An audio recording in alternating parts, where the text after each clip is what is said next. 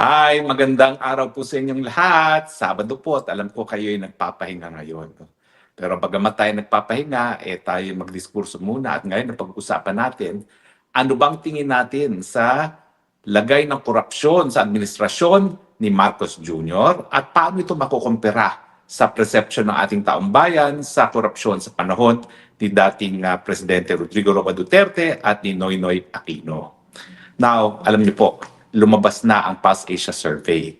94%, halos lahat ng Pilipino ay naniniwala na matindi ang problema ng korupsyon sa administrasyon ni Marcos Jr. 94%. Hindi po ibig sabihin na yung 6% hindi naniniwala. Dahil meron the 1% na talaga nagsasabi na talagang sobra na ang ating problema. Doon sa 94%, 71% talagang sinabi nilang napakalantaran at 24% at sinabi medyo talagang lantaran. 1% lang ang nagsasabi na hindi widespread ang korupsyon at 5% are undecided. Yung 1% na yan, kasama na dyan si Marcos Jr., yung pamilya niya at yung mga crony niya.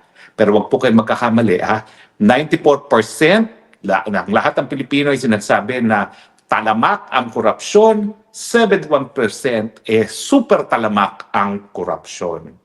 Now, ano ba ho ang ibig sabihin dito? Well, ibig sabihin po, walang kaduda-duda na halos lahat ng Pilipino ay kumbinsado na talagang matindi na ang problema sa korupsyon ni Marcos Jr.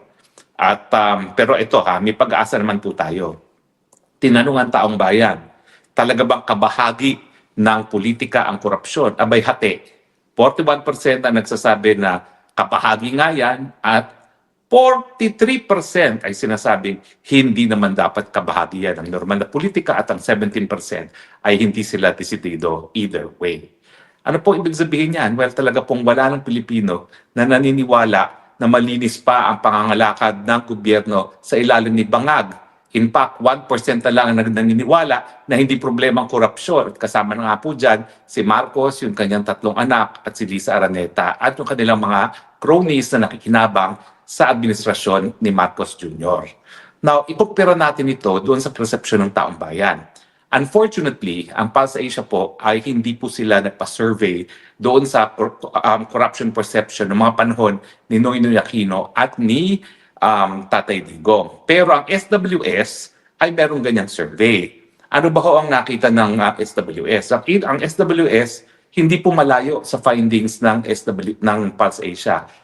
Pinakamatindi pa rin ang perception ng tao sa korupsyon sa ilalim ni Marcos Jr. At ang kanilang finding ay 84% at talagang overwhelming majority pa rin, bagamat mas mataas ang percentage na nagsasabi na talamak ang korupsyon sa PAS-Asia, 84% pa rin na nagsabi na talagang talamak ang problema ng korupsyon. Pero dito sa SWS, meron tayong basihan kung paano natin makukumpara ang mga administrasyon ni Noynoy at saka ang administrasyon ni Tatay Digong. Ayon sa SWS na nagsasabi na 84% ng Pilipinas nagsasabing talamak ang korupsyon sa ilalim ni Marcos Jr., sa panahon ni Noynoy Aquino, 43 to 56%. More or less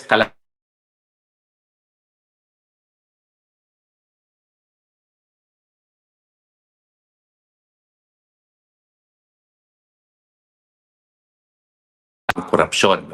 So ibig sabihin po niyan talagang naniniwala ang taong bayan na matindi na ang problema sa korupsyon kay Marcos at siyempre ang dahilan naman po dyan, unang-una, flood control. Yang linalabon ang pera ng bayan sa flood control.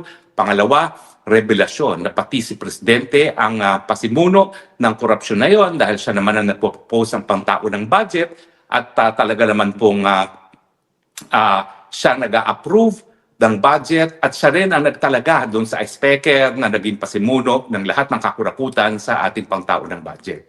Alam niyo po, napakatindi na po niya na 94% wala nang naniniwala na malinis ang administrasyon. Kasabay ito ng pagbagsak ng kanyang approval rating na negative 3 sa SWS, negative 15 sa PAS-Asia at negative 27 sa Publicus. Kung talagang i-relate nyo yung datos, talagang yung perception na corrupt itong administrasyon nito ang dahilan kung bakit bagsak din ang approval rating ng ating administrasyon ng Bangag Jr. At dahil ito ay negative 3, negative 15 at negative 27, yan ay nagpapakita na wala na talagang karapatan na mamuno itong Marcos Jr. So ngayon po, ano po ang ating mensahe? Well, yan ba po ang ating ipararating na mensahe sa ating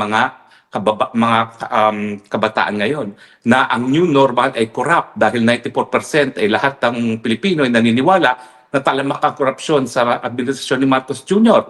Sana hindi naman po.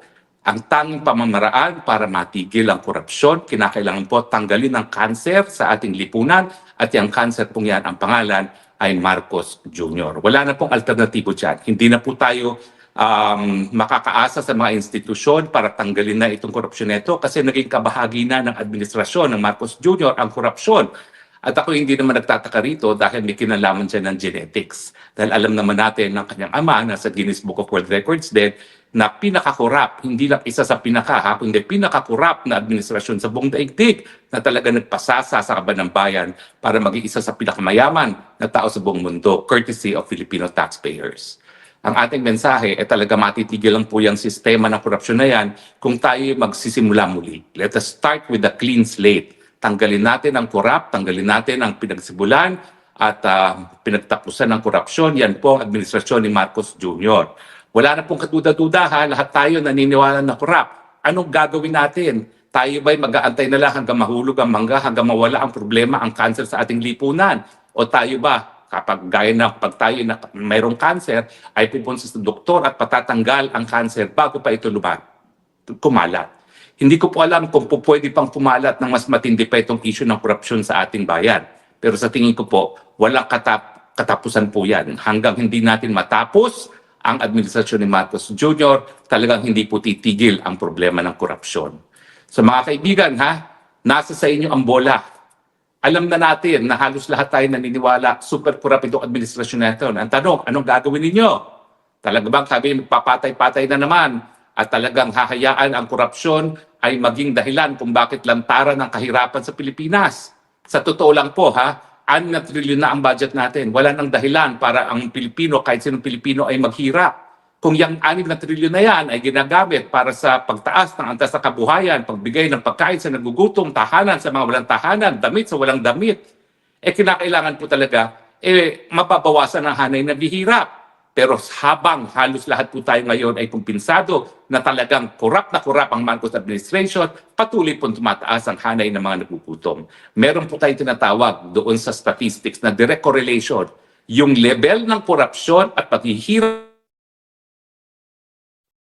related. Ako po ay magpapaalam na dahil sinusundo na ako. Hanggang sa muli po, kinakailangan po tapusin na ang cancer sa lipunan, patanggalin na ang mga korap sa gobyerno. Ito po ang inyong spokesman, nagsasabi, I love you Philippines, you're the only country I have, you're the only country that I love. Bye!